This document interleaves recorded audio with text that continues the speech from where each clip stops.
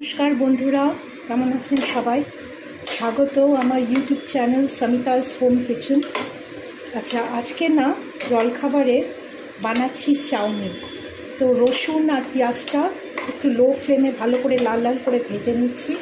আর এখানে কুচনো carats, capsicum আর green chilli slit করে দিয়েছি। ঠিক আছে, এটা যেহেতু এগ ওয়েজ চাউমিন হবে, তো এখানে ডিমটা ফাটিয়ে নিয়েছি একটু নুন গোলমরিচ দিয়ে। আর সব রকম সস নিয়েছি, যেমন dark soya sauce, red chilli sauce, vinegar দেবো, হোয়াইট ভিনিগার, চিলি সস আর টমেটো কেচাপ। আর এই যে চাউমিনটা যেটা আমি না ড্রেন করে রেখেছি, মানে একটু নুন আর তেল দিয়ে বয়েল করে তারপরে ঠান্ডা জল দিয়ে যাতে স্টার্চটা সব সরে যায়, ভালো করে জলটা ড্রেন করে নিয়েছি। এটার সাথে একটা প্যাকেটে না টেস্ট মেকার এসেছে, তো এইটা দিলে না খুব ভালো লাগে। এটা এমএসজি, যাতে মানে আজিনামোটো আর দেওয়ার দরকার পড়ে না, খুব সুন্দর একটা ফ্লেভার আসে। এখন ক্যাপসিকাম আর ক্যারেটটা দিয়ে দিচ্ছি আর একটু সটে করতে থাকবো একটু লো টু মিডিয়াম ফ্লেমে। 1/4 টিস্পুন দিয়েছি সল্ট, কারণ যেহেতু সয়া সসে অলরেডি সল্ট থাকে, এই জন্য সল্টটা মানে নুনটা স্বাদ মতো দেবে।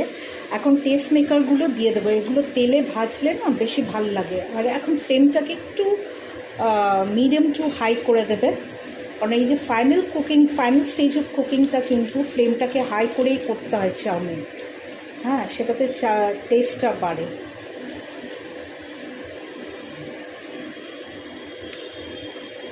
তো এই টেস্ট মেকারটা দিয়ে এই ভেজিটেবলসের সাথে ভালো করে সটে করে নিচ্ছি। টেস্ট মেকারটা দিয়ে দিয়েছি আর 3টে গ্রিন চিলি যেটা স্প্লিট করা ছিল তেলে, ওটা না একটু ভাজলে না খুব সুন্দর একটা গ্রিন চিলির ফ্লেভার আসে। তো এই সময় গ্রিন চিলিটা দিয়ে দিলাম।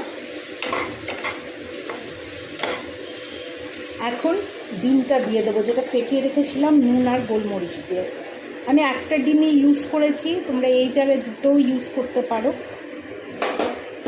আমি ফ্লেমটাকে মিডিয়াম টু হাই তো করে রেখেছিলাম, এখন ফুল হাই করে রাখবো, যাতে ডিমগুলো সুন্দর করে মিক্স হয়ে যায় ভেজিটেবলসের সাথে।